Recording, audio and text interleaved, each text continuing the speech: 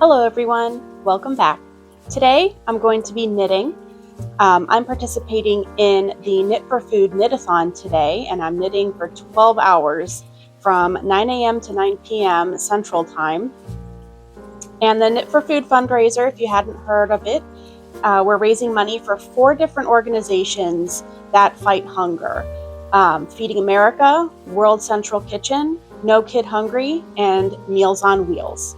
So I'll be knitting all day today. It's a lot of knitting, but I love to do it, and it's for a great cause. If you'd like to donate, I'll leave a link below in the description.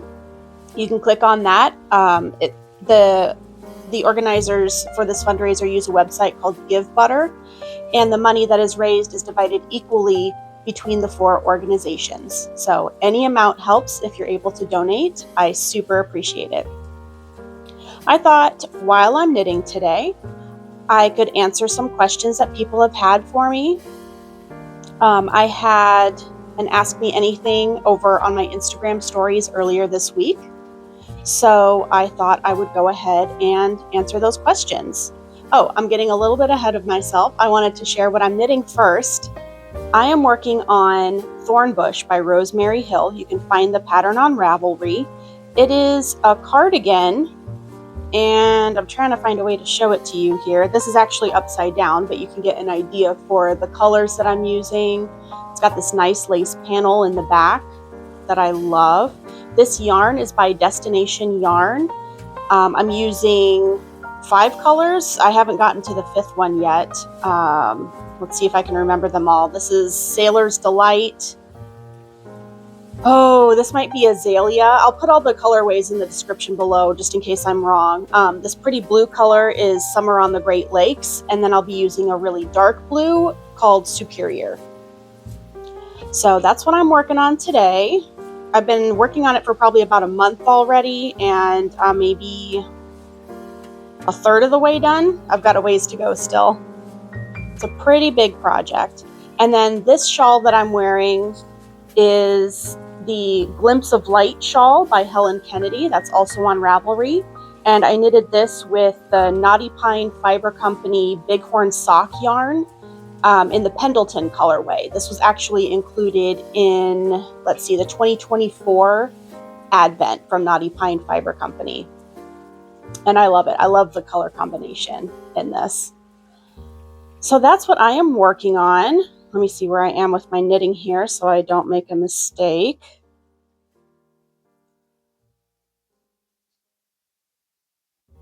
There's a lot of linen stitch in this pattern, which I love, but it's so easy for me to accidentally keep knitting or slip one too many stitches in a row, and then my pattern gets off. So, all right. So now that I've gotten settled into that, if you've got some knitting or some crocheting, come join me, sit for a little bit and knit with me while I answer some questions. The first question that I received was, when did you learn to knit? And I have actually been knitting. So I've been knitting for 12 years now. Yes, a little over 12 years, I would say. Back in Christmas of 2013, my husband gave me a learn to knit kit. I had already been crocheting for a while, so he thought that would be, the natural progression, and he was right. I'm self-taught. The kit that he gave me included a book, 2 pairs of knitting needles, a size 8 and a size 10 set of straight knitting needles, and of course he included some yarn. And the book was terrible. That did not help me. It just made me really frustrated. So I got onto YouTube and started watching tutorials. Finally figured out how to do the casting on. That was tricky to learn. But once I figured out how to cast on, and I learned how to do the knit stitch and the purl stitch, I was off and running. I ended up loving knitting a lot more than crochet. So I do that. I haven't crocheted in a very long time. So knitting is definitely one of my very favorite crafts. So I started doing that. I really, it was kind of like touch and go for a little bit. So really around early 2014 was when I started like seriously knitting, and the timing was perfect because we learned that we were going to be moving to Chicago from California.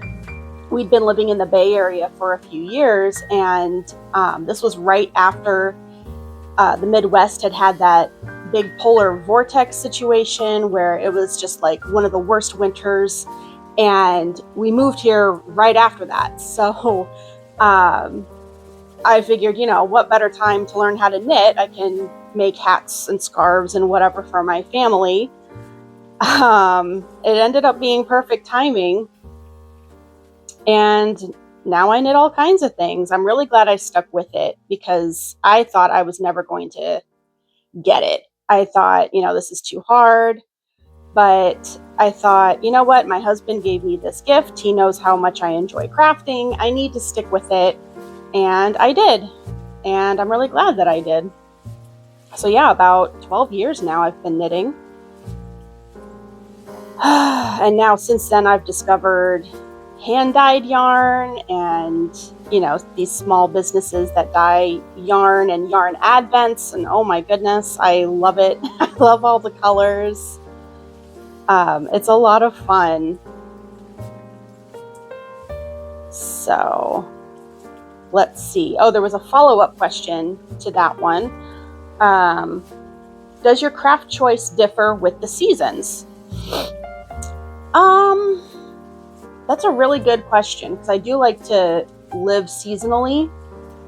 I would say no. My craft of choice doesn't differ, but what I make differs. So with knitting, I knit year-round usually.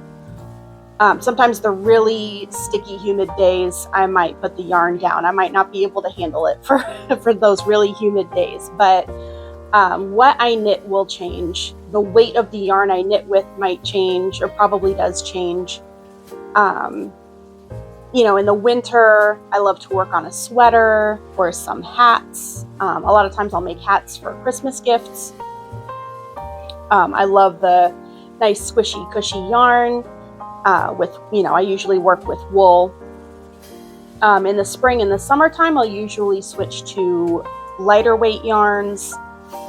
I still work with wool more often than not, but I do knit lighter things, like maybe more t-shirts or short sleeve sweaters,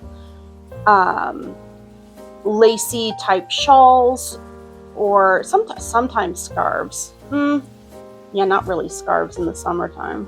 I've done it. But I don't do it very often. So yeah, what I knit will definitely change with the seasons, but I always knit. I always have at least one project going. And then as far as like the other crafts that I do, it kind of depends. I'm always painting in watercolor and soft pastel, but of course what I'm painting will change with the seasons. I don't paint snowscapes very often in the summertime, and I don't paint a lot of greenery in the winter. So I really try to stick with the seasons with whatever it is that I'm doing. I don't know, it really kind of helps me feel in tune with nature, I think, to knit along with the seasons, with the weather. The only bad thing I'll say is if I'm knitting something summery in the summer, I won't finish it until the fall. So then I have to wait to wear it. So that's the only bad thing about knitting seasonally, is that a lot of times, you have to think ahead. So if I want something ready for fall, that might mean I'm working on some chunky knit in the summertime, and I usually don't want to do that. I want to be knitting summery things in the summertime. So it's kind of a weird quirk that I have, but that's just the way it is. I guess the positive to that would be that if I do have to wait a whole year to wear something, it's kind of like a fun surprise the next year. Like, oh yeah, I finished that project. I finally get to wear it. So that's kind of fun. Kind of a fun way to look at it. Obviously, the quick things like hats and cowls, smaller shawls like this, a lot of times I can start and finish those and still have a chance to wear them within the season. So, you know, there are some pros to that method.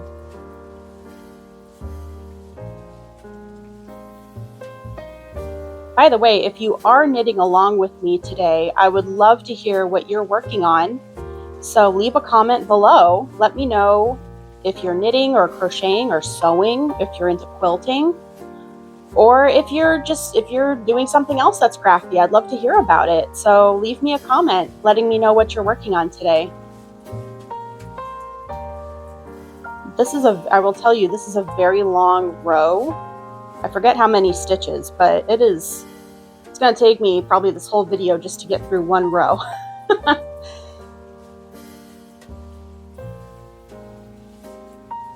But I think that's part of what I love so much about knitting is that it's a lot of work, but I can really take pride in my work.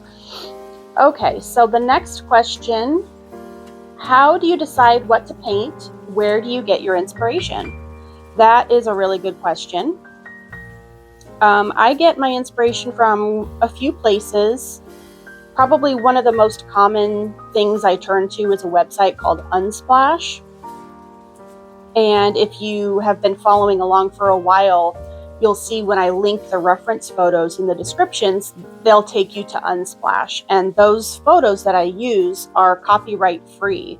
So I don't have to worry about any copyright issues when I paint the photo. I do try to make sure I give credit to the photographer when I post on Instagram or here on YouTube, but they're all copyright free, which is really great when you're looking for something to paint and you don't know what you feel like painting. There's a lot of great landscape photos on that website. So I have folders and folders of different ideas for the different seasons or seascapes, forests, mountains. I have folders for all those things. And then the other main place that I get inspiration is from my own travels, whether that's just going for a nature walk in the forest preserves near my house or camping trips with my family, going up to Wisconsin. We go up to Wisconsin, northern Wisconsin, every summer up near Lake Superior. And it's really beautiful up there by the lake. So I've gotten a lot of inspiration photos from up there. And I love to travel. Last year I got to go to Costa Rica on an art retreat. And this year I'm going to Bali, and that trip is coming up really soon actually, and I'm really excited. I've never been anywhere in Asia before, so it'll be a little bit out of my comfort zone, a brand new part of the world I haven't seen before, and I'm really excited. And we'll be staying in the city for part of the trip, but then the last part of the trip will be on the beach, and I love the beach. It's my happy place. I love the ocean. And so I'm sure I will have a lot of seascapes to paint when I come home. So get ready for those. Let's see. I'm trying to purl instead of knit. I should be knitting. Okay.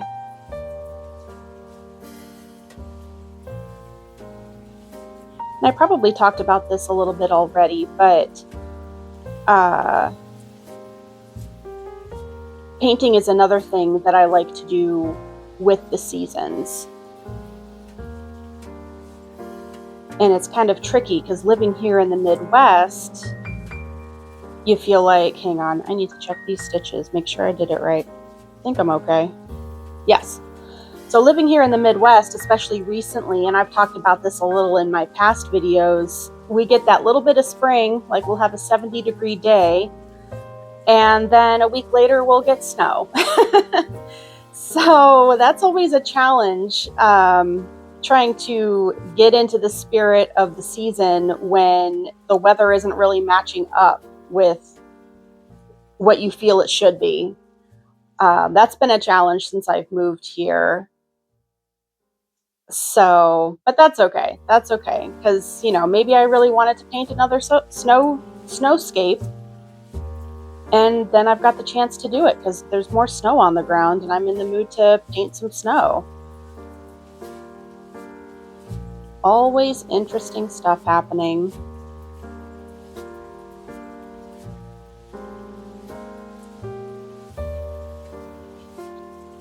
Oh, and just to go back to that other question, does your craft choice differ with the seasons?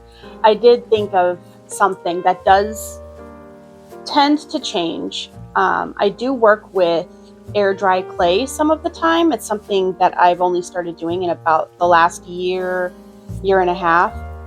And I enjoy it, but I've noticed that it's tougher to work in the winter. Not only is the clay a little bit more difficult, but my hands end up freezing. So I think I might end up, that might be more of a summer craft, I think, when it's hot, and, you know, that might help me cool off a little bit working with clay.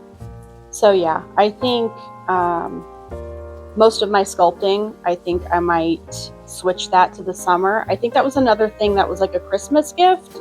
So that's why I started doing it in the winter. But, you know, I think that would be much more comfortable in the summer. I think it would be a little bit more cooling to work with clay in the hottest part of the year instead of doing it in the coldest part when my fingers are all stiff from the cold. But we'll see. I don't know. When the mood strikes, what are you going to do?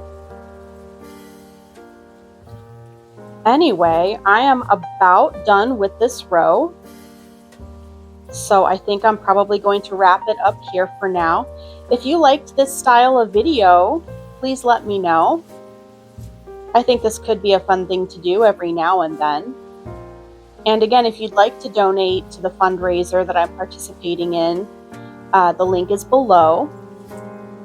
Absolutely no pressure at all, but of course I appreciate anything that you can give. It is a cause that is near and dear to me, and I love that I can participate in this fundraiser and do something for my community. So anyway, thank you for joining me today. I hope you have a fantastic weekend, and I'll see you next time.